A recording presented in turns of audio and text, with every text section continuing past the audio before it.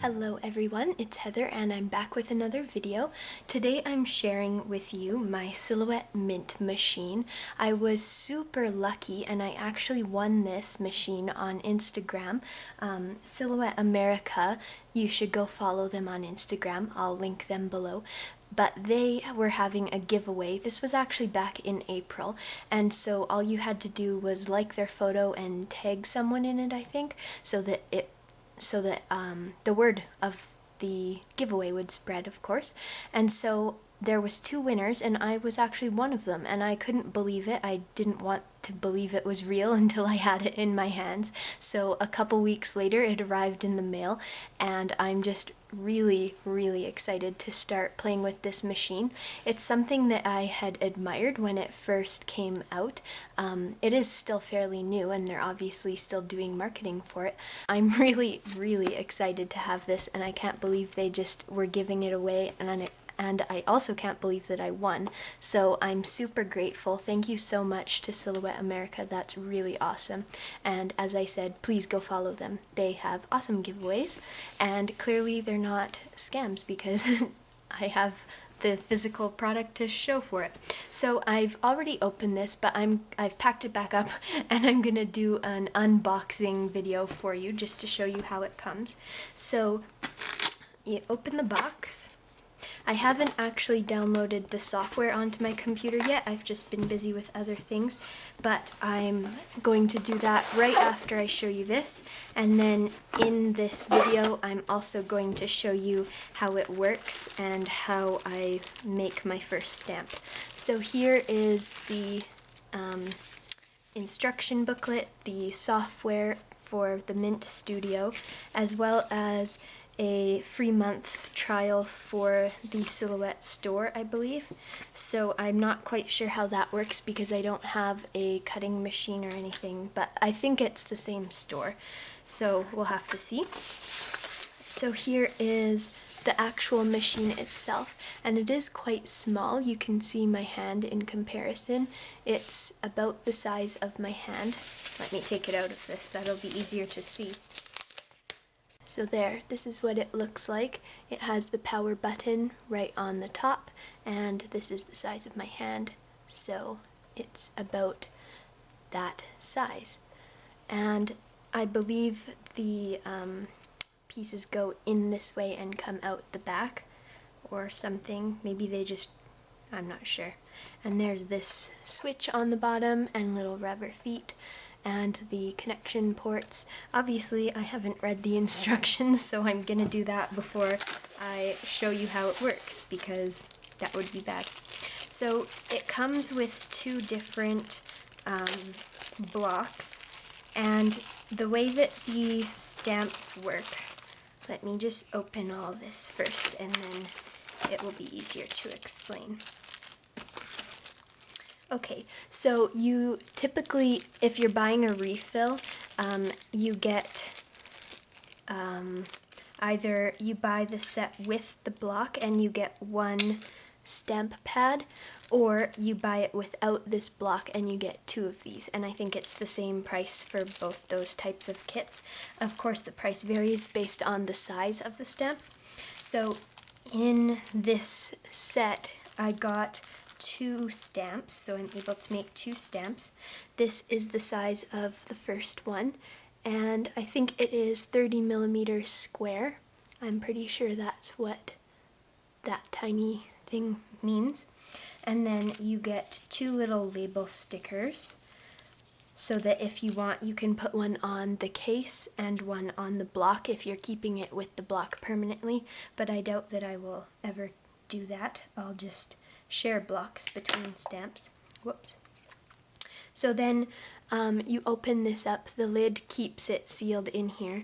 You would peel off this adhesive and then put this stamp on it once it's already made. And then you add the ink, and it comes with these four colors of ink: red, yellow, blue, and black. You would add the ink to the stamp and then keep it closed up so that it doesn't dry out. And this actually just slides right on to the block like that, and you can hear it click, and then it slides right off. So I got the 30mm square one, as well as this one is 15 by 60 millimeters. So it's about the size of a small nameplate. And for this one, I might do like a return address label, or maybe my name or something, because I send out a lot of mail. And I'm not sure about this one yet. I've written down a couple ideas, but I'll have to check those out before I design something. And then the rest of the stuff in the box is just cords. There's the USB connection that goes with the computer, and there's the power cord. And that is everything that comes in the box when you receive it new. So like I said, I'm just going to go download the software onto my computer, and I will be right back. Okay, so I have downloaded the software, as you can see, and I've opened up the correct size of stamp. You can choose the size of the screen you want based on the size of stamp you're creating. So I just went into File and inserted my image. I believe I just clicked File Open, and then I have this saved as a PNG, I think. The Mint software accepts a lot of different files, I'm pretty sure. But this one has a transparent background, so it just makes it easier.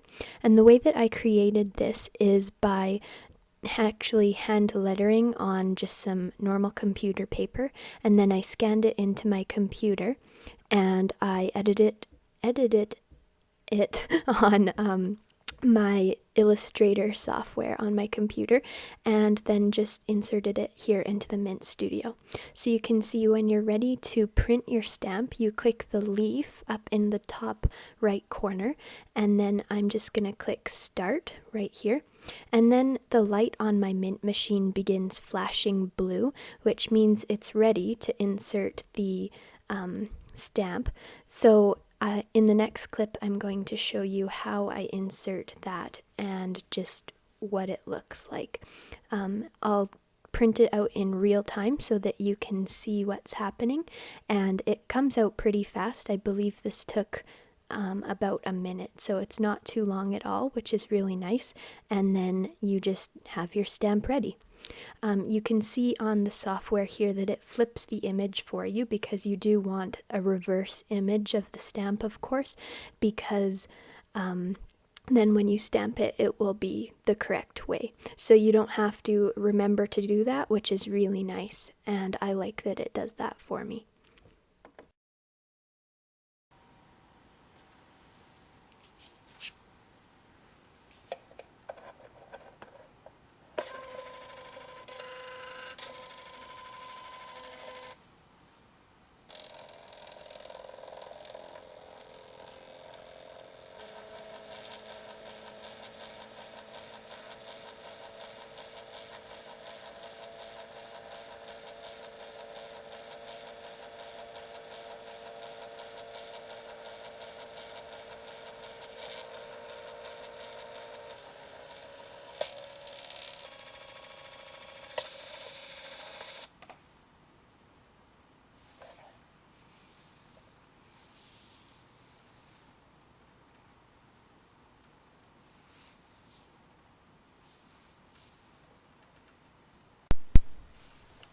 Okay, so now I'm just going to take my stamp out of the carrier sheet part of the product, and I'm just bending it here on this perforated line, and it is quite a thick cardboard, so it takes a bit of effort to rip it or bend it, but I realized that you don't actually need to rip the whole thing off. Once you've bent it, the piece that you want pops out, like you can see here, and there's a clear part on top that you don't want to come off, so just make sure that peels off with the carrier sheet.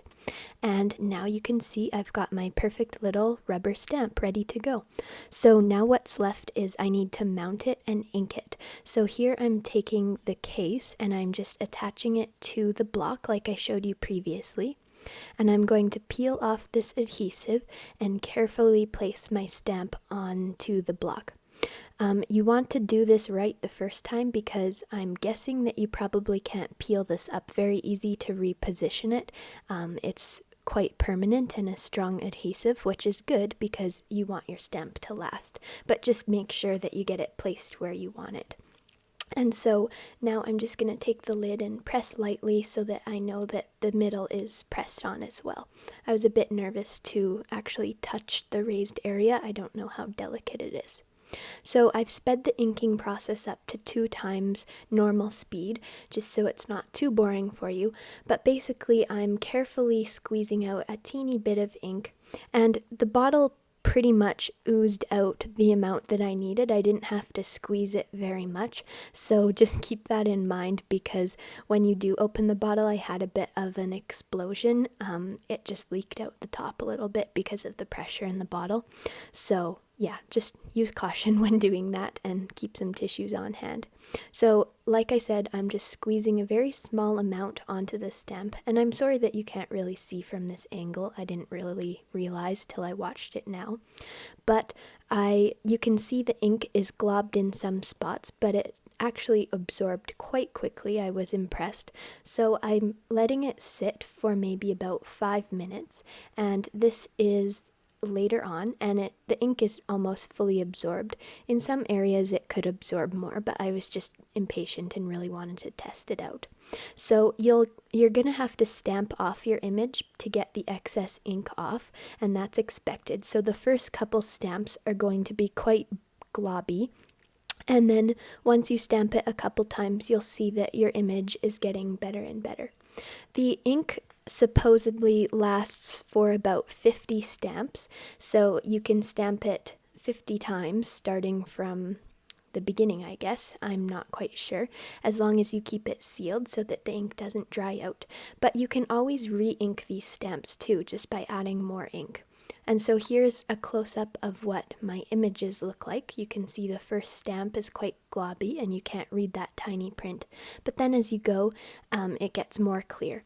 And I still have to practice with the pressure that I put on, because it's not a super deep cut stamp. So I just need to get some practice anyways to make sure it's how I want it. So I stamped my image on my little label, and I'm putting it on the cover of my stamp case and just pressing lightly because I don't think it's quite dry. And I'm just taking that sheet to press the middle on, and this is what it looks like. And then I will show you that you can also stamp a second one on the second label if you want to put that image on the block. If you're planning to keep the same block on the same image, that is what it's meant for. But I think if I do, I will be exchanging blocks. So this is what I created. I really hope that you enjoyed this little demonstration, and I really appreciate you watching.